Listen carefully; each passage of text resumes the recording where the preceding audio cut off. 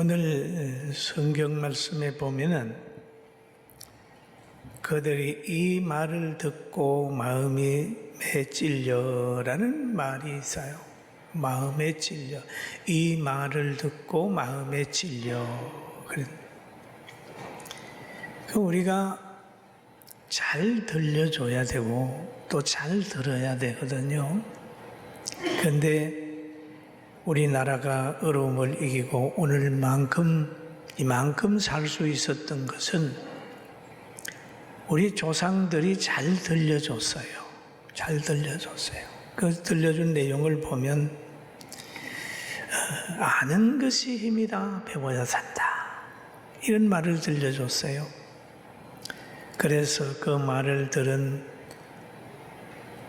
젊은이들이 열심히 공부했습니다. 지금 70대 사람들 보면 열심히 공부했어요.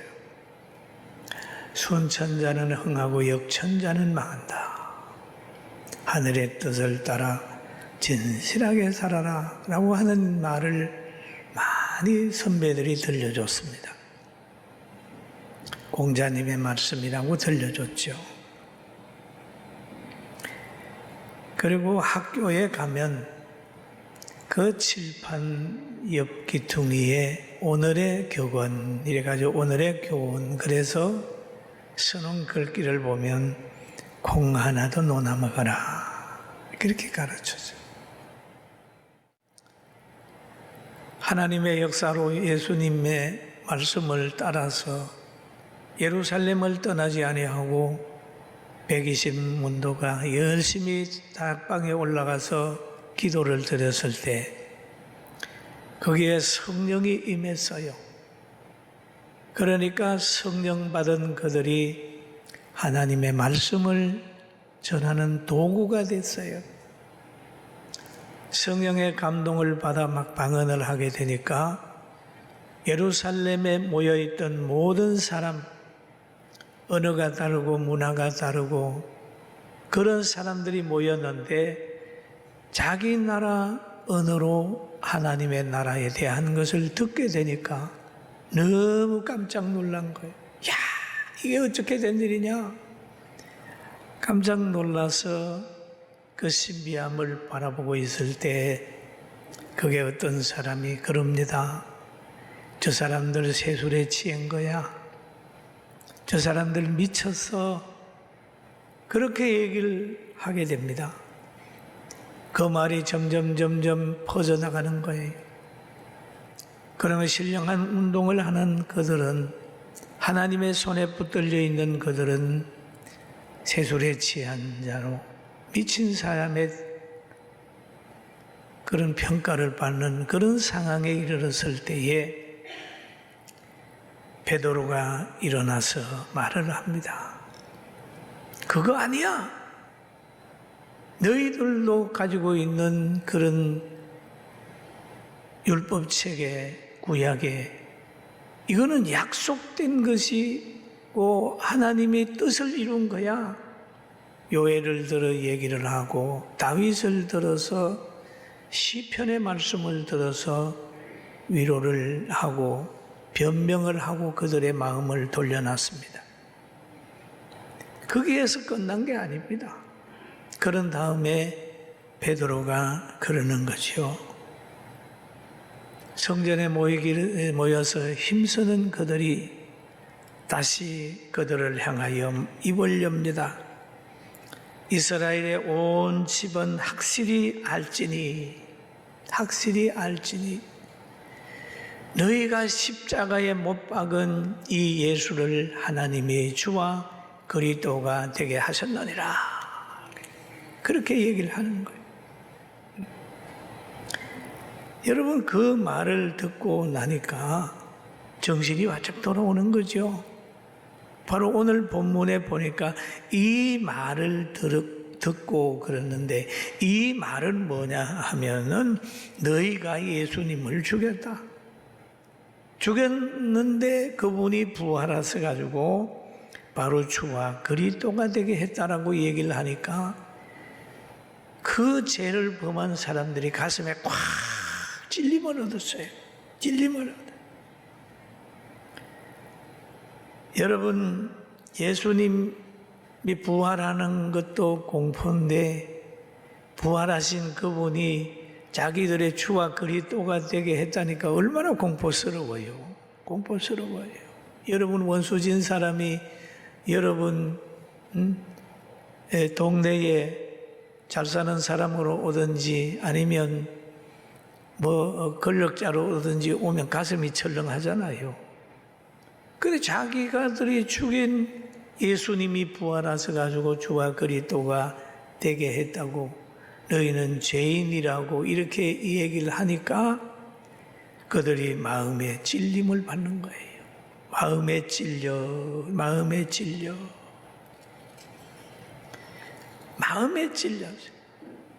그래서 여기에 보니까 마음에 찔려 베드로와 다른 사도들에게 물어 이르되 형제들아 우리가 어찌할꼬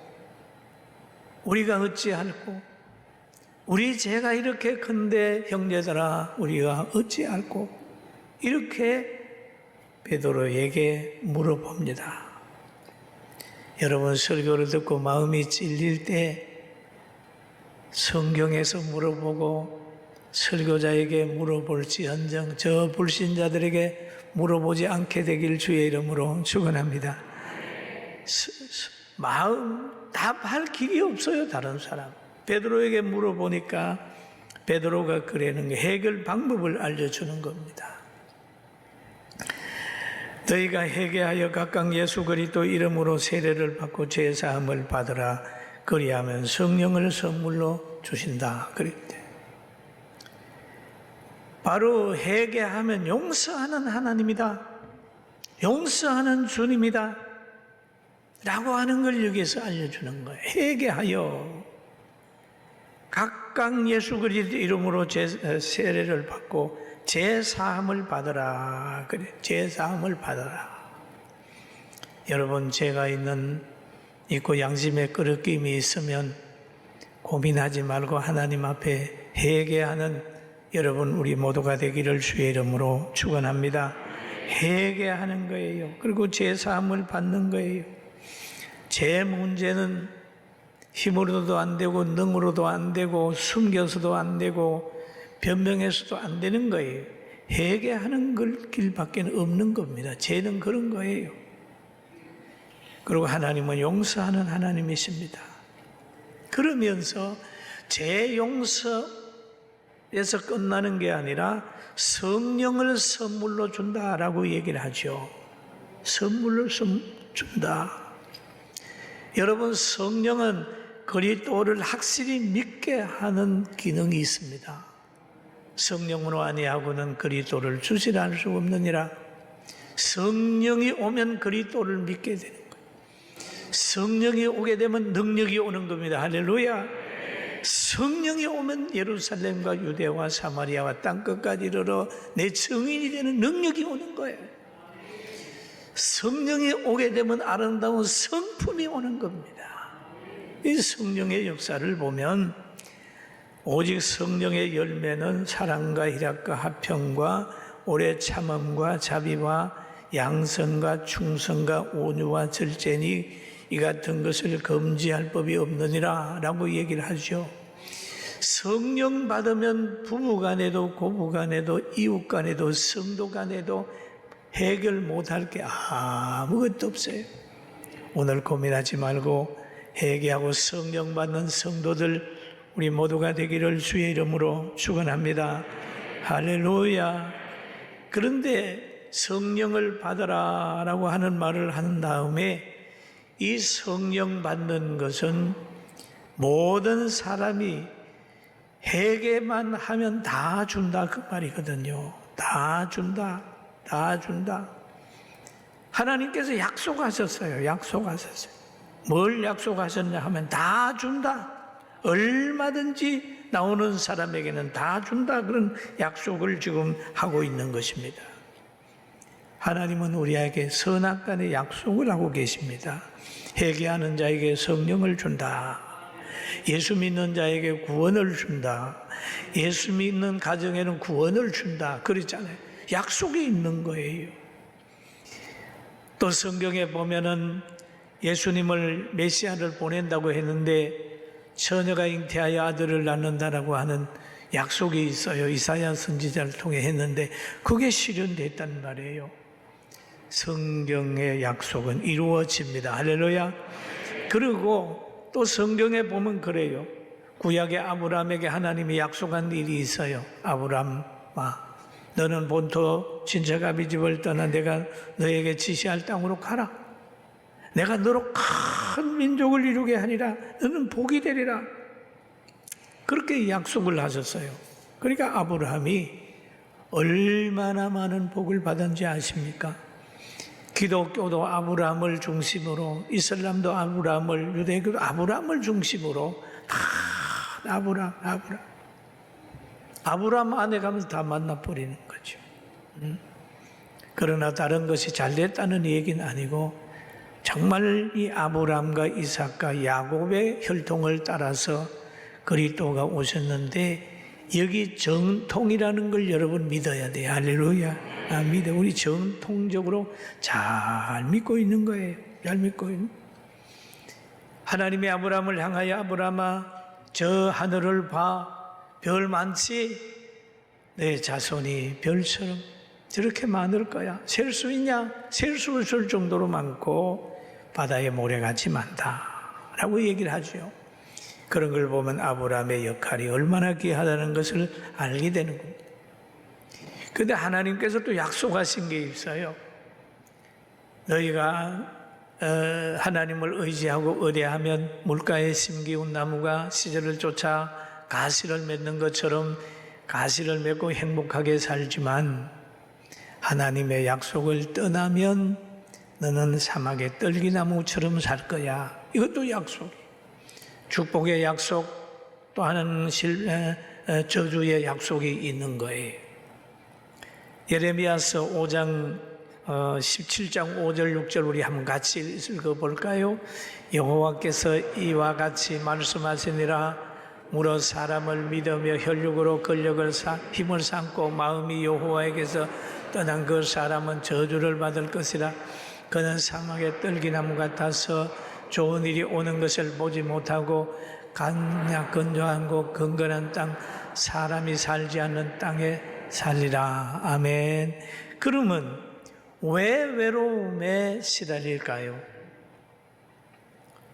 왜 사람이 외롭게 살까요? 왜 외로움을 그렇게 호소합니까? 그 사람의 내면의 세계를 가만히 들여다보면 그는 혈육으로 근력을 삼고 있는 거예요. 나를 도울 사람이 없다. 나는 혼자다. 가진 것도 없어. 나는 유산도 없는 거야. 이렇게 생각하는 사람은 늘 외로운 거예요. 그러나 여호와를 의지하고 의뢰하면 그냥 더위가 올지라도 청청하게 이렇게 열매 입히고 열매 맺으면서 살 수가 있는 거예요. 할렐루야. 우리 사람을 믿으며 혈육으로 근력을 삼고 마음이 여호와에게 떠난 사람은 저주를 받을 것이라. 그렇게 되는 거죠. 여러분, 우리나라가 잘 되려면 기독교가 잘 돼야 돼요. 할렐루야. 여러분 가정이 잘 되려면 교회가 잘 되고 여러분이 신앙이 올라가야 돼요. 할렐루야. 그렇습니다. 그래서 오늘 베드로는 말합니다. 사도행전 2장 39절에 이 약속은 너희와 너희 자녀와 모든 먼데 사람 곧 주 우리 하나님이 얼마든지 부르시는 자들에게 하신 것이니라. 얼마든지 부르는 자들, 얼마든지 100명도 1000명도 대한민국도 세계도 얼마든지 그 약속을 따라가면 하나님이 다 은혜 줄 수 있는 거예요. 경쟁하면 안 돼요. 교회끼리 경쟁하고 이렇게 해가지고 자꾸 한쪽에 험담하고 자기 부하려고 하면 아니. 얼마든지 다 잘 될 수 있어요. 성경에 보세요. 가인과 아벨 둘이가 제사 지내는 하나님 앞에 제물을 드렸는데 아벨의 제단에는 불이 내려왔어요. 가인의 제단 안 내려오니까 시기가 나가지고 그만 아벨을 죽이지 않습니까? 네? 시기. 이거는 시기와 질투는 이거는 천심이 아니라 뱀심이에요. 뱀심. 시기하면 망하는 거예요.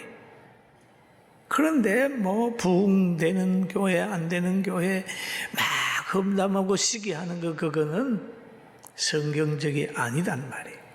그러니까 우리는 성령을 의지하고 옆 사람이 잘 되면 성령 받으면 박수치고 이 옆 사람에게 준 성령 나에게 줄 거야. 저 사람이 복을 받으면 하나님 나도 저렇게 살면 복을 받을 거야 하면서 복 받은 사람에게 박수를 치고 자기도 복을 받는 그런 능력을 모두가 함께 가지게 되기를 주님의 이름으로 축원합니다. 그런데 하나님께서 오늘 성경에 그러잖아요. 성령만 받으라고 했느냐, 약속만 믿으라고 했느냐, 그건 또 아니에요. 하나의 의무를 줬습니다. 여기에 보면 여러 말로 확정하여 건하여 이르되 너희가 이 패역한 세대에서 구원을 받아라. 패역한 세대에서 구원을 받아라. 그럼 이 패역한 세대에서 구원을 받아라고 한 걸 보면 세대를 알아야 되잖아요. 패역한 세대인 것을 알아야 된다는 말이에요. 예수님 당시에도 패역한 세대. 그리고 구약에도 보면은 패역한 지역이 있었어요. 패역한 지역. 패역한 세대가 노아 홍수 전에 패역한 세대였어요. 그러니까 하나님이 노아 홍수를 보냈어요. 패역한 세대에서 나오라. 패역한 세대에서 나오고 패역한 세대에서 나오게 하라. 이게 목회하면서 가장 큰 숙제예요. 남의 허물은 빨리 보이는데 내 허물은 잘 안 보이는 게 특징이잖아요. 여러분은 안 그렇습니까? 남을 정죄하는 사람의 특징을 보면 허물이 참 많은 사람. 여러분, 패역한 사람은 자기 눈에 들보를 빼고 남의 눈에 뒤를 빼게 할 때에 모든 환경을 바로 볼 수 있어요. 패역한 사람이 사는 사람은 패역한 가정이고, 패역한 사람이 들어가서 정치하면 패역한 정치고, 패역한 사람들이 사는 동네는 패역한 동네예요. 패역한 지도자가 있으면 그 나라는 패역한 나라로 그만 떨어질 수밖에 없는 겁니다. 우리는 이런 것을 알고 패역하지 않으려고 노력하고, 패역하게 되면은 같이 망하니까, 같이 환난당하니까 그러지 않기 위해서 깨어있어 기도하는 축복을 함께 누리게 되길 주의 이름으로 축원합니다. 그래서 구원받은 사람 보고 베드로가 말하기를 패역한 세대에서 구원을 받아라, 나와라, 그렇게 얘기를 합니다. 디모데후서 3장 16절에도 나와 있어요. 모든 성경은 하나님의 감동으로 된 것으로 교훈과 책망과 바르게 함과 의로 교육하기에 유익하니 이는 하나님의 사람으로 온전하게 하며 모든 선한 일을 행할 능력을 갖추게 하려 함이라. 그러면 여기에 이 사람들은 뭐냐 하면 그 의로운 교육을 받게 되는 거죠. 온전하게 되는 교훈을 받은 거예요. 선한 능력을 가질 수 있는, 행할 수 있는 능력을 받은 거예요. 사도들의 가르침을 받았어요. 그리고 그 교훈 안에서 서로 교제했어요. 교훈 안에서 교제. 그리고 교훈 안에서 또 서로 떡을 떼며 나누는 거예요. 나누는 거예요. 그러면서 오로지 기도하는 거예요. 하나님과 늘 교통하는 삶을 살았습니다. 사랑하는 성도 여러분, 우리는 하나님의 말씀을 받고 마음에 찔림이 오면 회개하고 또 하나님의 약속을 믿고 또 한 가지는 약속을 믿을 뿐만 아니라 앞으로 계속해서 성경 말씀을 교훈 삼아서 하나님과 점점 가까이 하고 기도에 힘쓰는 우리 모두가 되기를 주의 이름으로 축원합니다. 기도하는 자에게 어려움은 성장의 기회다 하는 거죠. 기도하는 살아있는 믿음을 가진 사람의 박해는 성화의 시작이다. 기도하는 사람에게 원수는 그 사람을 세상에 알리고 유명해지게 하는 발판을 놔주는 거다. 다니엘이 그랬고, 사자굴은 바로 다니엘이 원수를 갚는 기회를 만들어준 거예요. 유명하게 되게 만들어줬어요. 여러분, 우리 한국교회도 지금 이 어려움 속에서 신앙을 지키느냐 못 지키느냐 하는 것을 보여지고 있습니다. 여러분은 이 어려운 때에 한 발도 물러서지 말고 청정지역인 교회에 와서 하나님 앞에 마음껏 예배 드려야 됩니다. 우리가 어른들이 신앙 한 번 양보해버리면요, 아이들은 엄마 아버지의 모습을 보고 지금 있습니다. 우리 엄마가 예배 드리는 거 구경하네, 나도 나중에 저렇게 할 거야, 이렇게 돼버리면 정말 부모로서 나중에 가게 되면 가슴 치게 되는 거예요. 우리 어머니가 시골 시장에 갔다가 오면 살 것 없잖아요. 돈이 없어서. 그럼 김 한 톳을 사와서 한 장을, 아버님 이거 한번 드셔보세요. 오늘 시장에 갔더니 약장사가 왔는데 원숭이가 얼마 와서 막 재미있게 했어요. 고추 한 근에 얼마 가고 고구마 한 근에 얼마 갔어요. 옆에서 이렇게 수근수근 한마디 두마디 하면 그래 동네 나가게 되면 우리 할아버지는 고추 한 근에 얼마인지 아시는 거예요. 동네 어른들은 모르잖아요. 어떻게 하는가? 우리 자부가 얘기하는데 약장사가 누가 왔대, 뱀장사가 왔대, 그러면서 얘기를 하면 그러더라고요. 어른들에게는 정보를 주는 것이나 그 말하는 걸 들어주는 것만 해도 효도구나. 그 어릴 때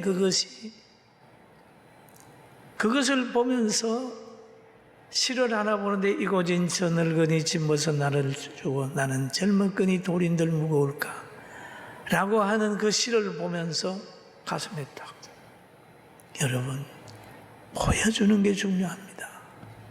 할머니 할아버지들, 어머니 아버지들, 어린 아기들은 다 말을 따르는 게 아니라 뒤를 따르고 있어요. 우리 한국교회가 정말 모여서 기도하는 걸 보여주고 박해를 이기는 걸 보여줘야 되는데, 양보하는 걸 보여주면 미래에 슬픈 일들만 일어날 뿐입니다. 사랑하는 성도 여러분, 우리는 힘들고 어려워도 귀찮아도 모여서 기도하는 거 힘들고 하나님 중심으로 살아서 후손들이 정말 다니엘과 다윗과 같은 인재가 나올 수 있도록 기도하는 좋은 조상이 되고, 베드로의 설교를 들으면서 새로운 꿈을 가지고 진정한 평화가 이 땅에 이루어지기를 바라고, 통일된 나라에서 참 평화를 꿈꾸면서 희망을 가지고 1001 24시간 기도 끝까지 살아가게 되기를 주의 이름으로 축원합니다. 우리에게는 축복이 와 있어요. 이 축복을 전혀 놓치면 안 됩니다. 양보할 수가 없어. 믿음으로 우리는 살아가야 됩니다.